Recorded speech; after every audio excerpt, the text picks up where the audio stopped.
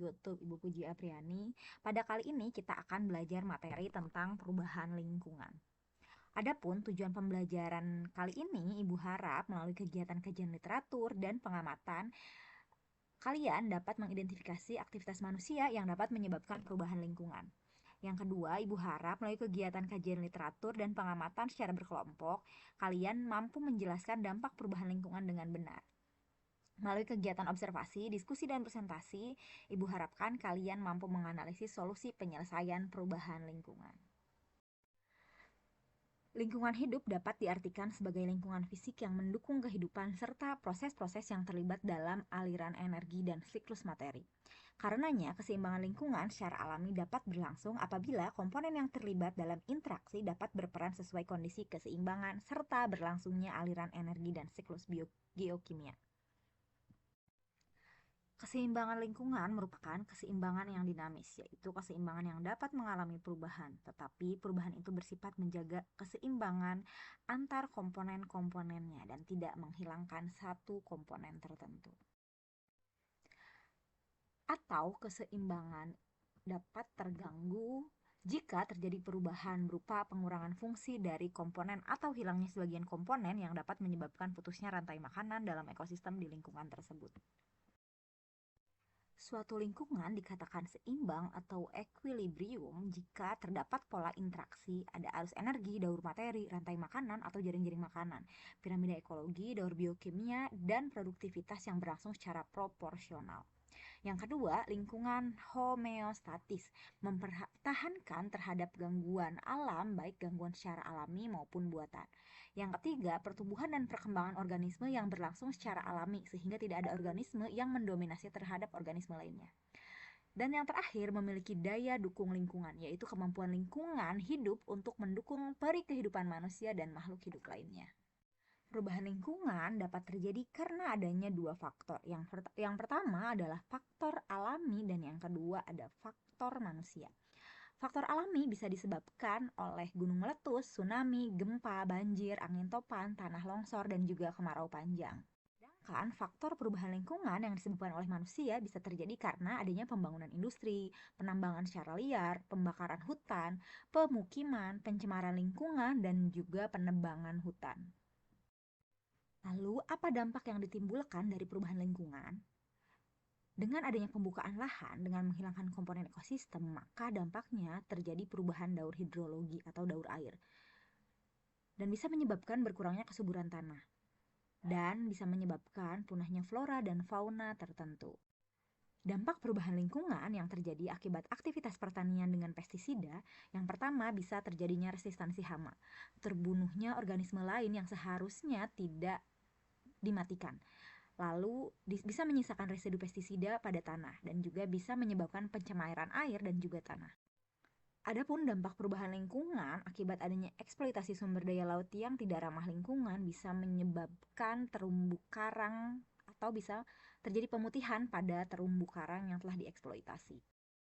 Nah, kegiatan-kegiatan tadi atau aktivitas tadi itu bisa menyebabkan pencemaran lingkungan. Menurut Undang-Undang Nomor 23 Tahun 1997 Pasal 1 Ayat 12, pencemaran lingkungan hidup adalah masuknya zat atau dimasukkannya makhluk hidup, zat, energi, dan atau komponen lain ke dalam lingkungan hidup oleh kegiatan manusia, sehingga kualitasnya menurun, sampai ke tingkat tertentu yang menyebabkan lingkungan hidup tidak dapat berfungsi sesuai dengan peruntukannya.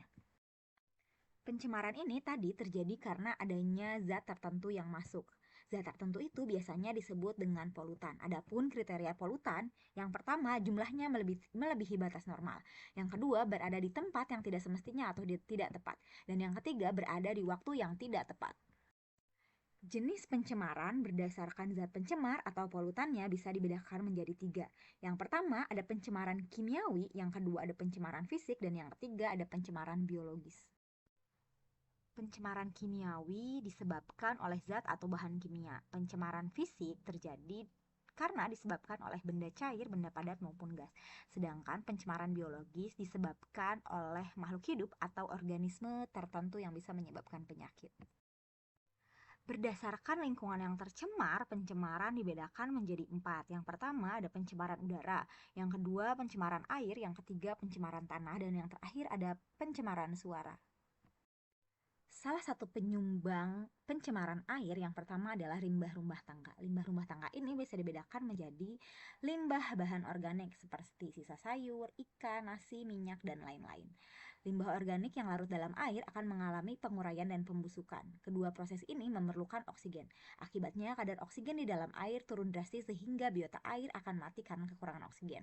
Yang kedua ada bahan anorganik seperti plastik, aluminium, kaca, dan botol.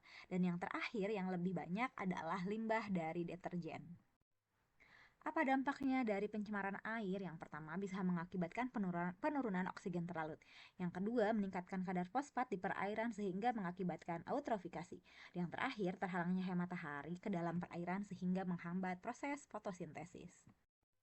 Penyebab pencemaran air yang kedua adalah limbah pertanian. Limbah pertanian ini bisa menyebabkan kematian organisme air dan organisme lainnya, dan juga mampu meningkatkan zat hara di perairan. Yang ketiga adalah limbah industri. Limbah industri ini biasanya mengandung zat kimia berbahaya yang dapat merusak organ tubuh dari makhluk hidup. Pencemaran udara dapat mengakibatkan peristiwa. Yang pertama adalah menipisnya lapisan ozon. Terjadi karena atom klor pada CFC memecah molekul ozon atau O3 di atmosfer. Secara alami, lapisan ozon berfungsi menyerap radiasi sinar ultraviolet yang masuk ke bumi. Tipisnya lapisan ozon ini mengakibatkan radiasi sinar UV yang berbahaya lebih masuk ke permukaan bumi. Hal ini berdampak pada peningkatannya kasus penyakit katarak dan kanker kulit, juga merusak hasil panen dari industri. Yang kedua adalah efek rumah kaca. Efek rumah kaca ini terjadi karena meningkatnya konsentrasi gas karbon dioksida di udara. Efek rumah kaca ini dapat mengakibatkan pemanasan global atau global warming yang sekarang sudah meningkat menjadi global boiling. Dan yang ketiga adalah hujan asam. Hujan asam disebabkan oleh dua polutan, yaitu sulfur dioksida dan juga nitrogen dioksida. Apa sih dampak dari hujan asam? Hujan asam ini mampu mempengaruhi kualitas air permukaan sehingga berbahaya bagi makhluk hidup yang hidup di dalamnya. Yang kedua, mampu merusak tanaman. Yang ketiga, melarutkan logam-logam berat yang terdapat dalam tanah sehingga mempengaruhi kualitas air tanah dan air permukaan.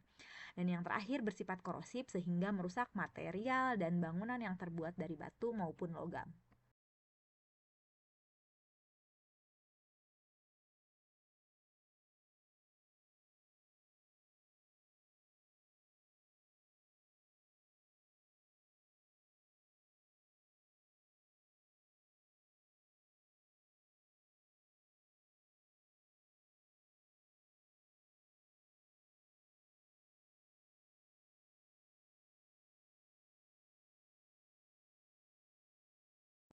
Pencemaran tanah. Pencemaran tanah bisa diakibatkan atau disebabkan oleh limbah domestik, limbah industri maupun limbah pertanian.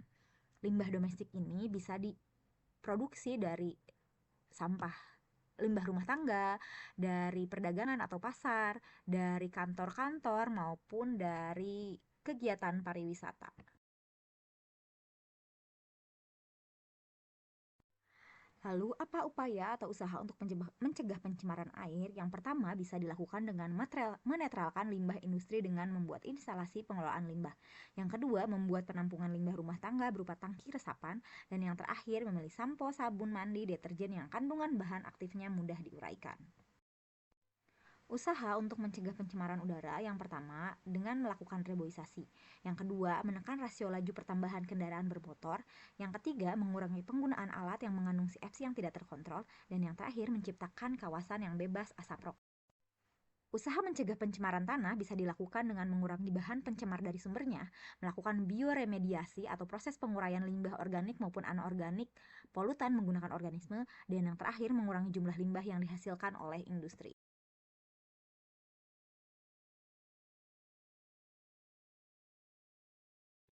Terima kasih, sampai berjumpa kembali di materi perubahan lingkungan berikutnya. Assalamualaikum warahmatullahi wabarakatuh.